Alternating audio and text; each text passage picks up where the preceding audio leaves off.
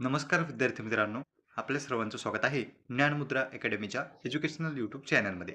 बार्टी, सारथी, Mahajyoti, TRTI आणि ARTIची परीक्षा संपलेली आहे. फक्त एक पेपर बाकी आहे, तो म्हणजे UPSCचा. पण इतर ज्या परीक्षा आहेत त्या मात्र संपल्या. फर्स्ट आन्सर की त्यांच्याकडून प्रसिद्ध करण्यात आली आणि जो काही ऑब्जेक्शनचा टाइम होता किंवा आक्षेपांची जी तारीख होती ती सुद्धा आता संपलेली आहे. म्हणजे तुम्हाला आता आक्षेप घेता येणार नाही. इथे आपण कशाबद्दल बोलणार आहोत? एक म्हणजे कट ऑफ बद्दल, कारण की बऱ्याच विद्यार्थ्यांचे मेसेज आले. आपण आपल्या टेलिग्रामला पोल सुद्धा घेतलेला आहे. त्यापैकी बरेच उमेदवार हे 50 मार्कांपेक्षा कमी आहेत. तर काही विद्यार्थ्यांचं म्हणणं असं आहे, की 50 पेक्षा कट ऑफ जो आहे तो कमी लागू शकतो का? त्याचंच डिस्कशन आपण या व्हिडिओच्या माध्यमातून करणार आहोत. चला तर मग सुरुवात करूया आजच्या व्हिडिओला. तुम्ही जर चॅनलवर पहिल्यांदा आलेले असाल, तर चॅनलला सबस्क्राईब करून घ्या. कारण की अशाच नवनवीन अपडेट तुम्हाला आपल्या चॅनलवर मिळत असतात. आता पहा विद्यार्थी मित्रांनो, सर्वात प्रथम आपण बोलूया रिझल्टबद्दल.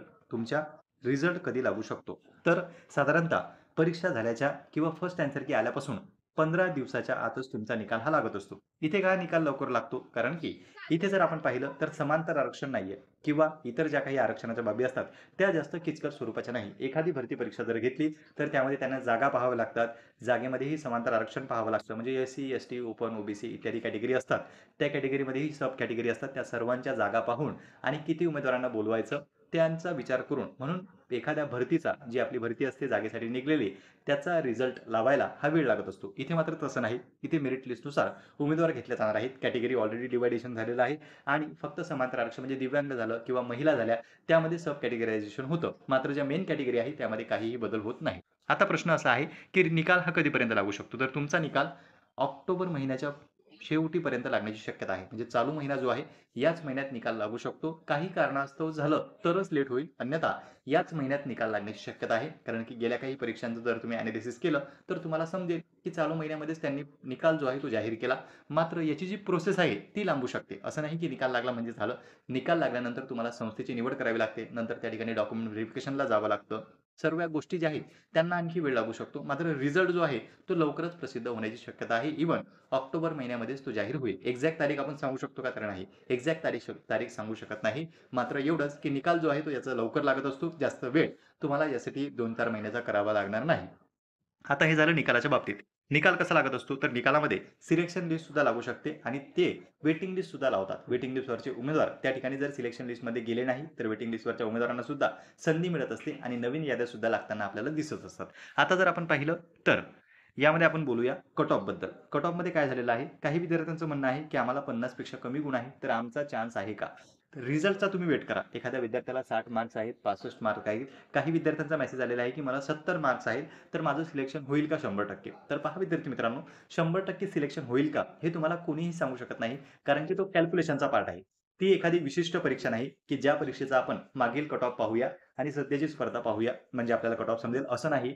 यामध्ये बऱ्याच संस्था आहेत. बार्टीपासून, सारथीपासून, महाज्योतीपासून, TRTI, ARTI अशा विविध संस्था आहेत आणि त्या संस्थेमध्येही पोलीस भरती झालं, आर्मी पूर्व प्रशिक्षण झालं, कंबाईनची झाली म्हणजे गट ब किंवा गट क झालं, त्यानंतर राज्यसेवा झाली, UPSC झाली, बँकिंग झाली, स्टाफ सिलेक्शन झालं, अशा विविध परीक्षा होतात. आता प्रत्येक परीक्षेला बसणारा उमेदवार हा समान सुद्धा असू शकतो आणि वेगवेगळा सुद्धा असू शकतो. एका उमेदवाराने एकच पेपर दिला असं नाही. काही विद्यार्थी पोलीस भरतीचा सुद्धा पेपर देतात, बँकिंगचा सुद्धा पेपर देतात, स्टाफ सिलेक्शनचा सुद्धा पेपर देतात आणि MPSCचा सुद्धा पेपर देतात.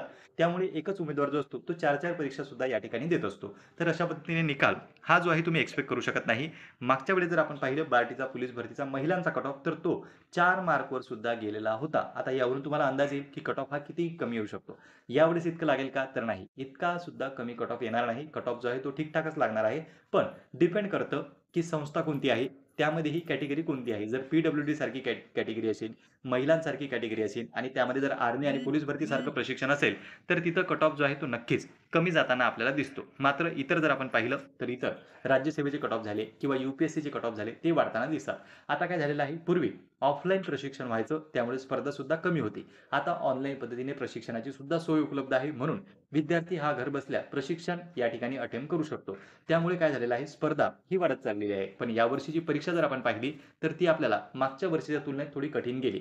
काही विद्यार्थ्यांना पेपर हा मागच्या वर्षी चांगले मार्क्स होते, पण यावर्षी थोडे मार्क्स त्यांचे कमी झालेले दिसतात आणि त्यांचं असं म्हणणं आहे की पेपर हा आम्हाला कठीण गेला मागच्या वर्षीच्या तुलनेत किंवा वेळ सुद्धा आम्हाला पुरला नाही. म्हणजे वेळ हा परीक्षा देण्यात लागलेला होता. तर तुम्हाला याबद्दल काय वाटतं? तुम्ही ते कमेंट बॉक्समध्ये सांगू शकता. राहिला प्रश्न कट ऑफचा, तर कट ऑफ जो आहे तो कोणीही एक्स्पेक्ट करू शकत नाही. तो एक्झॅक्ट कट ऑफ जेव्हा रिझल्ट लागेल तेव्हाच आपल्याला समजणार आहे. दुसरी महत्त्वाची बाब म्हणजे काय? सध्या तुमचे जे काही मार्क्स आहेत, मग ते 30 असो, 40 असो, 50 असो किंवा 60 असो, ते तुमचे फायनल मार्क्स नाहीत. का फायनल मार्क्स नाहीत? यामध्ये सेकंड रिस्पॉन्स शीट म्हणजे सुधारित उत्तरतालिका लागायची अजून बाकी आहे. सुधारित उत्तरतालिका आपल्याला दिसते का? तर नाही, आपल्याला सरळ रिझल्ट दिसत असतो. मात्र जे काही आपण आक्षेप आता सध्या घेतले, त्यानुसार आपल्याला सुधारित मार्क हे समजत असतात.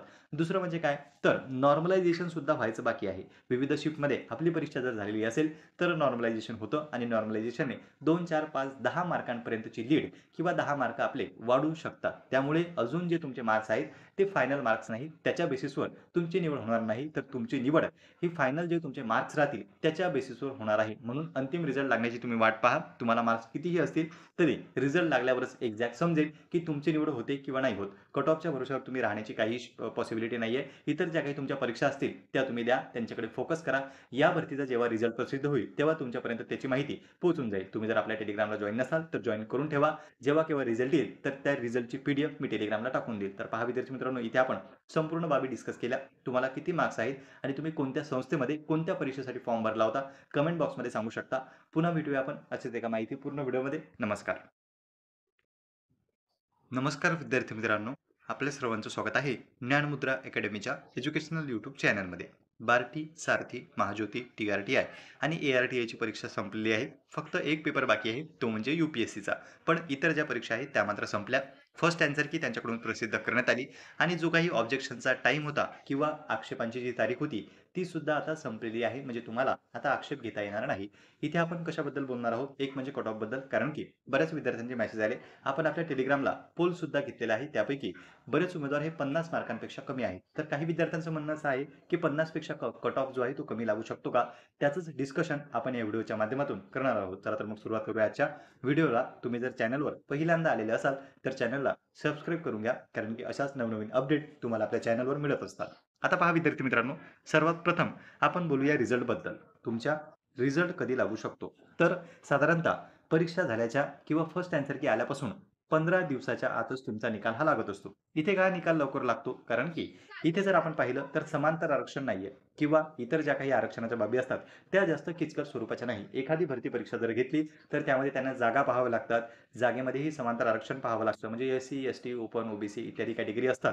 त्या कॅटेगरीमध्येही सब कॅटेगरी असतात. त्या सर्वांच्या जागा पाहून आणि किती उमेदवारांना बोलवायचं, त्यांचा विचार करून म्हणून एखाद्या भरतीचा, जी आपली भरती असते जागेसाठी निघलेली, त्याचा रिझल्ट लावायला हा वेळ लागत असतो. इथे मात्र तसं नाही. इथे मेरिट लिस्टनुसार उमेदवार घेतले जाणार आहेत. कॅटेगरी ऑलरेडी डिव्हायडेशन झालेलं आहे आणि फक्त समांतर आरक्षण म्हणजे दिव्यांग झालं किंवा महिला झाल्या, त्यामध्ये सब कॅटेगरायझेशन होतं. मात्र ज्या मेन कॅटेगरी आहे त्यामध्ये काहीही बदल होत नाही. आता प्रश्न असा आहे, की निकाल हा कधीपर्यंत लागू शकतो? तर तुमचा निकाल ऑक्टोबर महिन्याच्या शेवटीपर्यंत लागण्याची शक्यता आहे. म्हणजे चालू महिना जो आहे, याच महिन्यात निकाल लागू शकतो. काही कारणास्तव झालं तरच लेट होईल. अन्यथा याच महिन्यात निकाल लागण्याची शक्यता आहे. कारण की गेल्या काही परीक्षांचं जर तुम्ही एनालिसिस केलं, तर तुम्हाला समजेल की चालू महिन्यामध्येच त्यांनी निकाल जो आहे तो जाहीर केला.